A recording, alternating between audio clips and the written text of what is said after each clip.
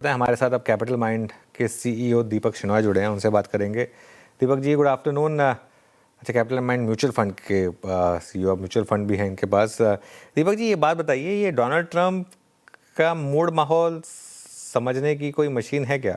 और ये एकदम से जो आज इन्होंने एक दिन में जज्बात बदल दिए, सेंटिमेंट बदल दिए, अब इसको कैसे हम एज एन इन्वेस्टर समझें और ट्रीट करें?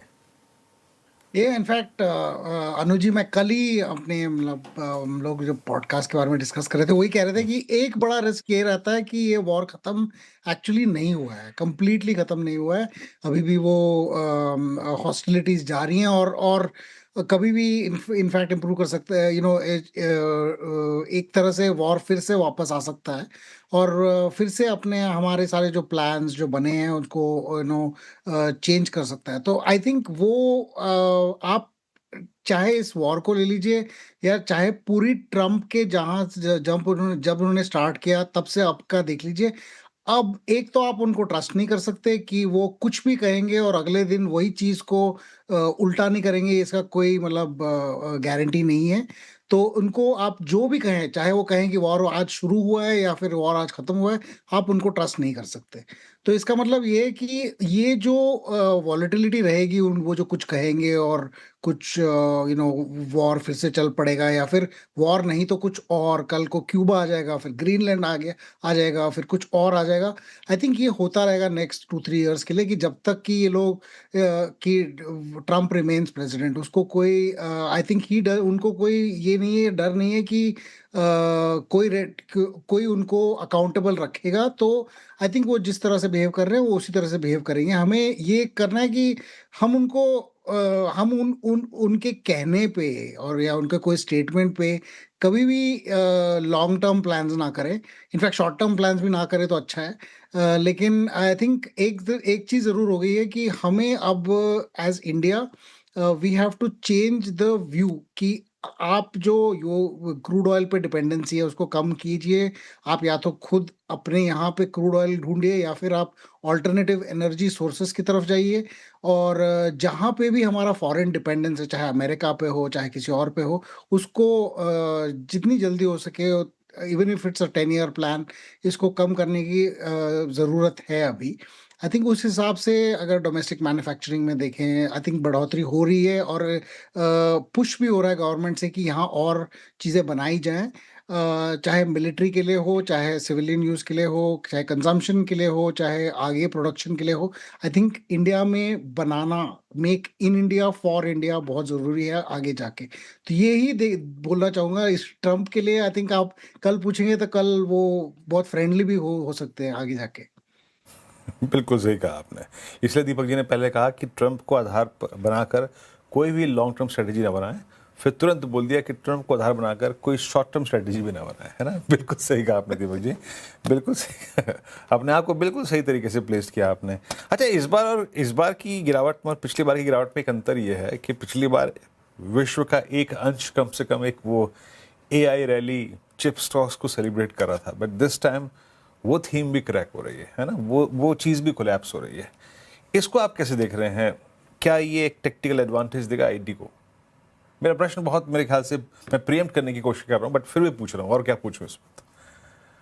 नहीं, एक्चुअली 3-4 चीज़ें हैं जो अभी लिस्ट में नज़र आ रही हैं। एक तो ये जो एआईजी की जो रैली थी, उसमें अब एक्चुअली पता लग गया है कि आप इतना ज़्यादा अगर टोकन्स को चार्ज करेंगे, तो सारी कंपनियाँ जितने पहले की तरह जो स्पेंड कर रही थी, वो अब थोड़ी-सी वेरी हो गई हैं एक तरह से कि ये इतना ज़्यादा स्पेंड नहीं कर सकते हम कि किसी का के रिप्लेसमेंट में अगर हमने एआई चूज़ किया, तो उसकी सैलरी से कई गुना ज़्यादा हम लोग अगर टोकन्स पे स्पेंड करें, तो कोई फ़ायदा तो होगा नहीं इससे। तो इससे ये नज़र आता है कि एटलीस्ट अपने कंपनीज़ ने अपने जो एआई प्लान्स हैं, उनमें ये है कि उसको कम करना चाहिए, उसको लिमिट करना चाहिए। और उस हिसाब से I think eventually IT companies को भी कॉन्ट्रैक्ट्स इंडिया में मिल सकती हैं, इसके लिए कि आप एआई का फ्रेमवर्क बना के हमें हमारे स्पेंड्स को कंट्रोल कीजिएगा। वो दूसरी तरह के कॉन्ट्रैक्ट्स हैं जो अभी तक नहीं आए हैं, वो भी आने लग जाएँगी आई थिंक। और कुछ हमारे आईटी कंपनीज़ ने भी अनाउंस किया है। पर एक चीज़ ये ज़रूर है कि जो कोर बिज़नेस मॉडल हमारे आईटी कंपनीज़ का है, जिसमें हेड काउंट बिलिंग हुआ करता था, आई थिंक वो अब चेंज होगा as a head count plus token. अब इसमें जो हमारी आईटी कंपनीज उसमें थोड़ा-सा अगर इनोवेशन करती हैं, खुद अपने आप से open source tokens, open source models host करते हैं और फिर थोड़ा-सा उस टोकन रेवेन्यू का हिस्सा अगर वो उठा सकते हैं, तो शायद वो बेनिफिट करेंगे। तो देखना पड़ेगा कौन-सी कंपनीज़ करेंगी। पर एआई में ये है कि अगर मेमोरी को देखिए, हार्ड डिस्क को देखिए, जो भी अगर सेमीकंडक्टर्स को देखिए, उसमें शॉर्टेजेस बहुत थे। अब ऐसा हुआ है कि इन्हीं कंपनीज़ ने बोला है कि हम अपनी कैपेसिटीज़ को एक्सपैंड कर रहे हैं। तो जितनी शॉर्टेजेस थी उसकी वजह से प्राइसेज़ इंक्रीज़ हुए थे। उसका आई थिंक उल्टा साइड आ रहा है कि सप्लाईज़ आगे जाके इंक्रीज़ होंगी और उनका जो प्रॉफिट मार्जिन है इतना ज़्यादा नहीं रहेगा क्योंकि प्राइसेज़ भी कम करने पड़ेंगे उनको जैसे-जैसे और सप्लाई आता जाए। ये किसी भी शॉर्ट सप्लाई वाली मार्केट में, चाहे आप अनियंस को देख लें, अगर प्याज को देख लें, इंडिया में एक साल ₹100 का भाव होता है केजी और अगले साल हर कोई फार्मर अपने यहाँ पे प्याज ग्रो करने लग जाता है और फिर उसके बाद नेक्स्ट ईयर ₹1 का दाम भी नहीं रहता क्योंकि ओवर सप्लाई हो जाता है। तो ये जो ओवर सप्लाई का चांस है और या फिर ट्रेंड है, वो अभी आई थिंक स्टार्ट हो रहा है, इसी की वजह से वो वहाँ पे भी करेक्शंस हो रहे हैं। तो उस हिसाब से वो रिस्क जो एआई में था कि ये कंपनीज़ बहुत ज़्यादा वैल्यूड हैं, क्या ये हमेशा इस वैल्यूएशन पे रहेंगी? वो आई थिंक नज़र आने लग गया है कि शायद नहीं। और अगर ये जो एंटायर जो एआई का जो डेटा सेंटर या फिर आप चिप्स या जो भी आप अगर कि इस इकोसिस्टम को देखें, इसमें काफ़ी डेट और प्राइवेट क्रेडिट भी है। जहाँ लोगों ने प्राइवेट क्रेडिट से लोन्स लेके डेटा सेंटर्स बनाए हैं, चिप्स खरीदे हैं, उसको रेंट पे देने का उनका बिज़नेस प्लान है। वो भी शायद अगर इम्पैक्ट हो जाए, तो इम्पैक्ट इसका और ज़्यादा एआई से बाहर लेवरेज यूनिवर्स तक भी जा सकता है, बैंक्स और प्राइवेट क्रेडिट पे भी जा सकता है। तो वो एक डाउनस्ट्रीम इम्पैक्ट होगा अगर एआई बबल भी बर्स्ट होता है तो। ये आई थिंक ये 2 चीज़ें इम्पोर्टेंट है और ती 2 और चीज़ें मैं कहूँ देख लीजिए ज़रा गौर से यूएस और जापानीज़ येन का जो एक्सचेंज रेट है, वो अब 19 आई थिंक 95 या 85 के मुकाबले आई थिंक सेम है, वापस ऊपर आ चुका है येन अबाउट आई मीन ये डॉलर वर्सेस येन 162 तक पहुँच गया है और जापान के जो 30 ईयर और 10 ईयर बॉन्ड्स हैं, वो भी ऑलमोस्ट ऑल टाइम हाईज़ पे है या फिर I mean at least 30-40 year highs पे हैं। तो ये दोनों चीज़ें भी डेट यूनिवर्स को अलग तरीके से इम्पैक्ट कर सकती है। तो कल कई रिस्क फैक्टर्स हैं वॉर के अलावा जो ऑलरेडी नज़र आ रही हैं मार्केट में। Okay Deepak ji, good afternoon. काफ़ी डिटेल्ड आंसर हमने समझ लिया आईटी, एआई और वॉर इम्पैक्ट रिलेटेड, लेकिन बड़ा सवाल कि अब इस मार्केट में क्या करें। फिर से रिस्क ओपन हो गया है वॉर का, तो अब करना क्या चाहे सबके जहन में अब यही सवाल होगा, क्या बेटर काउंटर ऑफ स्टॉक्स में फिर से वक्त आ चुका है, अपॉर्चुनिटी समझे फिर से इस करेक्शन को जहाँ पैसे लगाए जा सकते हैं। थोड़ा स्टॉक स्पेसिफिक तो नहीं हो पाएंगे आप, स्पेस स्पेसिफिक अगर हो पाए तो कौन से स्पेस में अब मौके बन रहे हैं? सो आई थिंक ये जो मैंने पहले कहा कि इंडिया की का जो फोकस है डोमेस्टिक मैन्युफैक्चरिंग पे ज़्यादा रहेगा। आई थिंक आगे जाके यहाँ पे सबसे बड़ी अपॉर्चुनिटी है कि जहाँ पे आप डोमेस्टिक आप लार्जली जो इंपोर्ट करते हो, अगर आप खुद यहाँ मैन्युफैक्चर कर सकते हो उस कंपनीज और उनके डाउनस्ट्रीम कंपनीज में, इनमें एक चीज़ तो ऑलरेडी बहुत सालों से है जो ऑटो है। अगर आप देखिए इंडिया में auto one of the few countries जो अपनी खुद की व्हीकल्स बनाती हैं और यहाँ पे रिलेटिवली उनको ज़्यादा आई थिंक फोकस दिया जाएगा क्योंकि वो अब डिफेंस के लिए भी व्हीकल्स बना सकते हैं और कुछ और तरीके से ऑटोमोटिव इक्विपमेंट ईवी और इनके भी यहाँ से दे कैन इम्प्रूव जो इंडियन कंपनीज हैं। तो वो आई थिंक वो एक सेक्टर है, auto ancillaries, domestic manufacturing, production, defence, ये सारी जो चीज़ें 5 ईयर 10 ईयर का इनका long term I think economic growth objective है। यहाँ पे वैल्यूएशंस का ध्यान रखना पड़ेगा। आप अगर ओवर पे करोगे तो वहाँ भी प्रॉब्लम हो सकता है कि आप ओवर पे कीजिए और ग्रोथ आ भी जाए और उसका वैल्यूएशन पी के हिसाब से कम हो जाए तो आपका कोई रिटर्न नहीं आएगा।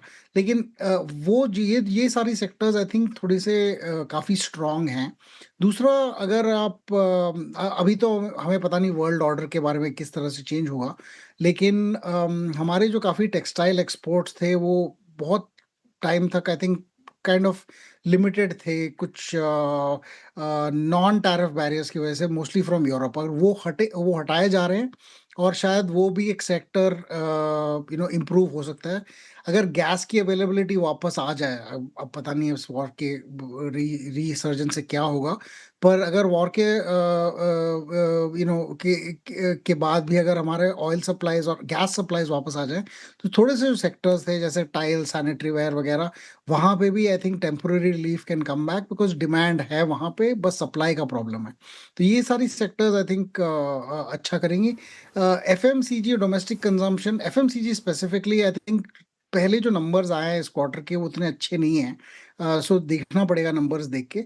और आईटी में आई थिंक और थोड़ा टाइम है रिकवरी में, सो लेकिन आई थिंक यहाँ पे आपको एक तो कमेंट्री देखनी पड़ेगी, कल या परसों पहला रिजल्ट आएगा, उसके बाद जो कमेंट्री आएगी और बाकी जो सारी कंपनीज बोलेंगी उस हिसाब से हमें पता चलेगा कि ऑर्डर्स वापस आने लगे हैं कि नहीं। काफ़ी टाइम तक ऑर्डर रिस्ट्रिक्शंस थे, लोग डर रहे थे वॉर या टैरिफ्स या फिर कि एआई का क्या होगा, but I think early signs हैं कि कुछ ऑर्डर्स आने लगे हैं। लेकिन हमें मैनेजमेंट के कमेंट्री देख के, मैनेजमेंट कमेंट्री देख के हमें ये करना पड़ेगा आईटी वापस एटलीस्ट 10-12% ग्रोथ पे आएगी कि नहीं। उस तरह से वो काफ़ी चीप हो गई हैं, पर आई थिंक वेट करके इस रिजल्ट्स के बाद उनका देखना अच्छा होगा। आई ओके। थिंक इस मार्केट में ये शॉर्ट टर्म गेन्स के लिए तो मैं कुछ नहीं कह सकता, वो तो मोस्टली ट्रेडिंग और प्राइस मोमेंटम से ही पता चलेगा। पर अगर 5 साल का नज़रिया है तो ऐसे काफ़ी सेक्टर्स हैं जहाँ पे आई थिंक 5 इयर्स में growth visibility is very strong. तो आपको उस नज़र से देखें तो अगर आप आंख बंद करके इन्वेस्ट कर सकते हो 5 साल हाँ। के लिए, वो एक चीज़ है। पर मोस्टली इन्वेस्टर्स आंख नहीं बंद करते हैं और फिर जब सब देखने को मिलता है तो डर ज़्यादा पैदा हो जाता है। तो हिसाब से जी। मैं यही कहूँगा कि आप टाइम के हिसाब से इन्वेस्ट करें, ये नहीं कि अभी सारा इन्वेस्ट करो। आप यू कैन डू एक तरह से एसआईपी ऑफ सॉर्ट्स। अगर आप फंड्स में कर रहे हो, फंड्स में, आप स्टॉक्स में कर रहे हो तो स्टॉक्स में over a period of time, ताकि आपको वॉलेटिलिटी ऊपर और नीचे आप दोनों में पार्टिसिपेट करें। ओके दीपक जी, बहुत बहुत शुक्रिया आप इस कार्यक्रम में शामिल हुए, सभी सेक्टर्स पे अपनी राय रखी आपने। और